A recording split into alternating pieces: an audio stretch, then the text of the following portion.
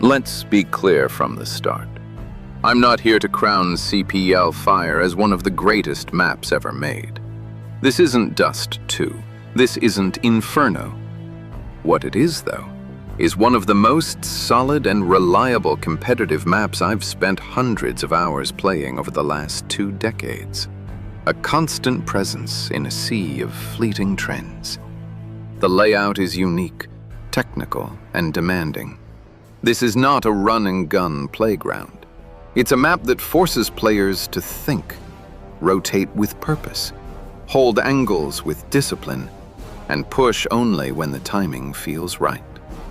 Fire's pacing became a litmus test between casual fraggers and players who truly understood teamwork. There's no autopilot here. Its roots run deep. Back in 2001, the map was known as Clan 2 Fire, a rougher and less polished version of what we know today. But even then, you could already see the foundation of something tournament-worthy. Years of tweaks and refinement eventually transformed it into a staple of competitive Counter-Strike during the CPL era. CPL Fire earned its reputation on major competitive stages, including the CPL Winter Championships of 2003 and 2004. During the December 2004 event, with $100,000 on the line, Fire stood shoulder to shoulder with maps like Nuke and Dust 2 in the official rotation. It was there that eyeballers carved their name into Counter-Strike history, claiming the championship in front of a global audience. But the story really began a year earlier. In 2003, SK Gaming dominated CPL Fire on their path to a championship victory, turning the map into a tactical crucible where only the most disciplined teams survived. Legendary squads like Team 3D, Noé, and Death is Eternal also helped cement the map's reputation during the golden age of competitive Counter-Strike. The theme was a gritty industrial warehouse.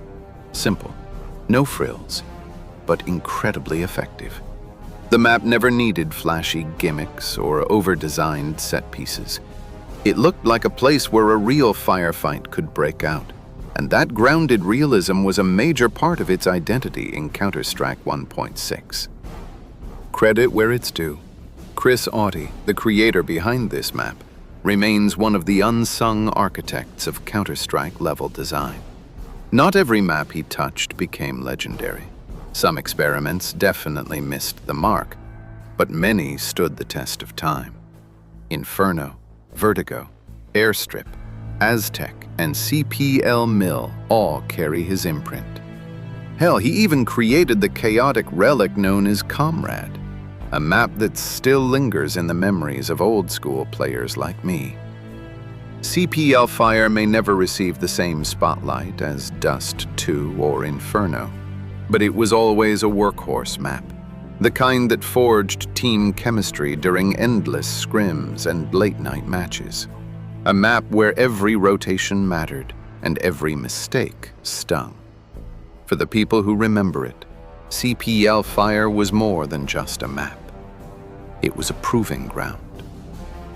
Honestly, I still wish someone would create a modern remake that respects the original intent. Counter-Strike Global Offensive tried a few times, and some versions looked visually stunning, but most of them changed too much of the layout for my taste. If you ever get the chance, especially in a proper old-school 5 versus 5 match, give this map a shot.